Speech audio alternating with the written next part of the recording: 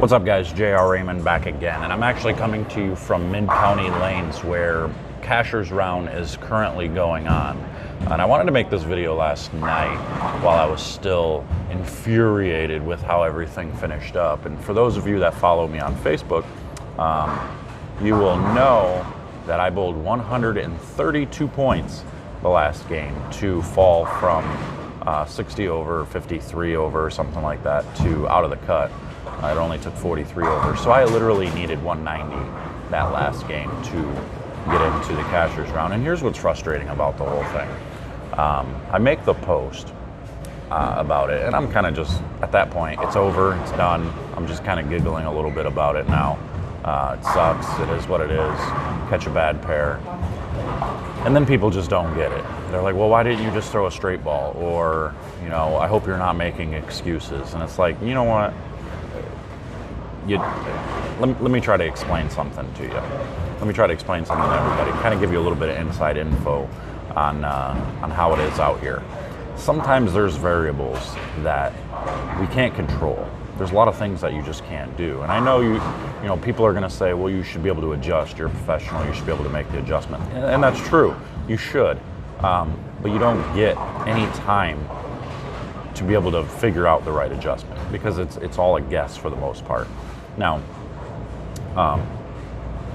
let's lay the foundation a little bit here. I bowled the first 6 games and never got as far left as the ball return. Never even got up to the ball return.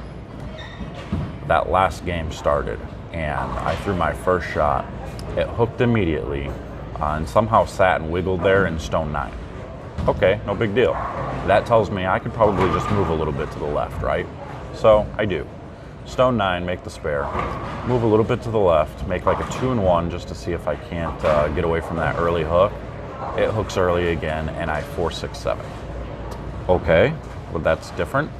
So I move like 3 more the very next frame and I Greek church.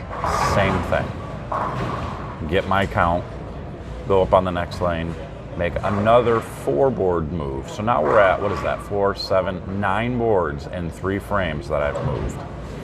I 4-6-7 again. Through the face, hooked early. Now at this point, what would you do?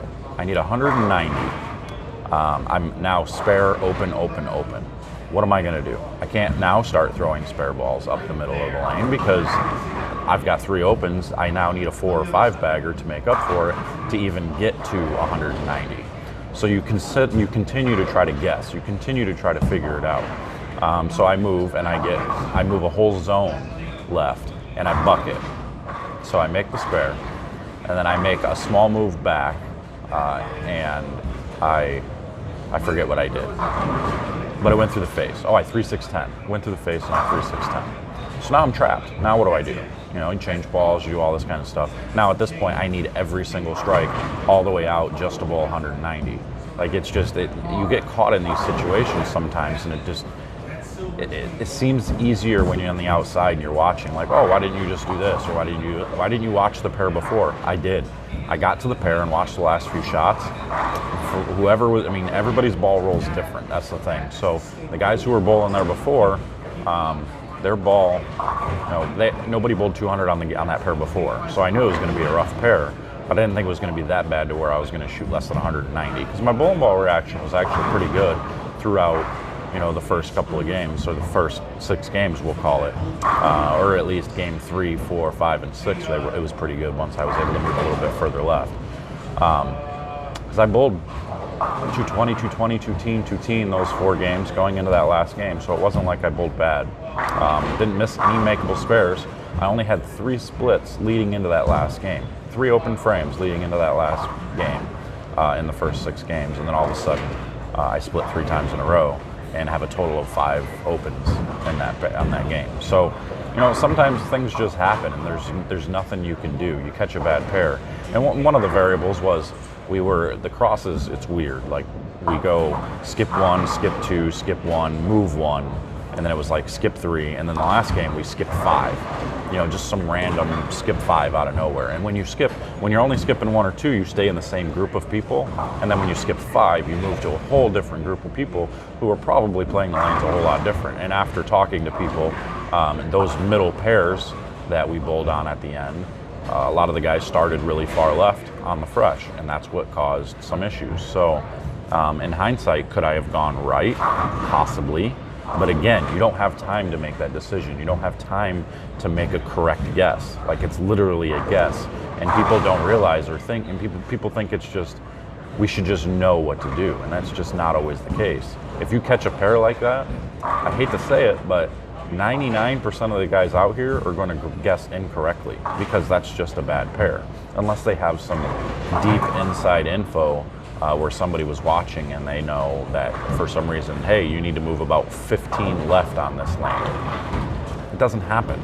Like, you don't ever, you very rarely see a pair hook that much more than another. So it's sometimes it's frustrating too.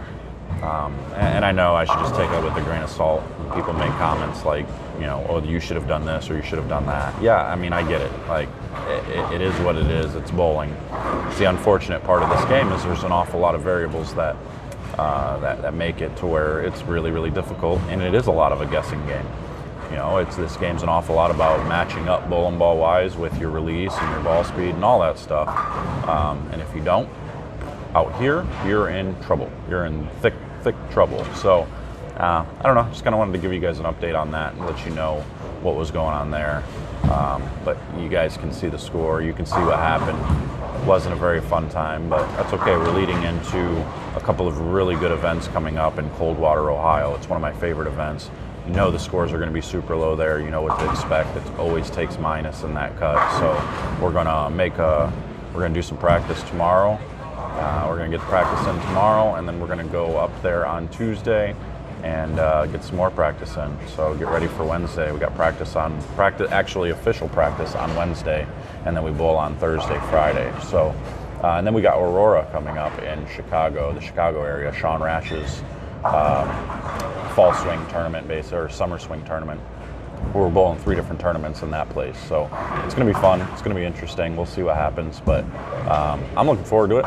You know, actually bowled pretty good these last few days, last few tournaments, and just need to be patient. Need to wait for things to kind of click. My feel's coming back. I'm starting to feel like I know what I'm doing again. So that's a good thing. I'm right there. Just got to, you know, make a few adjustments, and we'll get there next time. So until next time, guys, we'll see you guys later.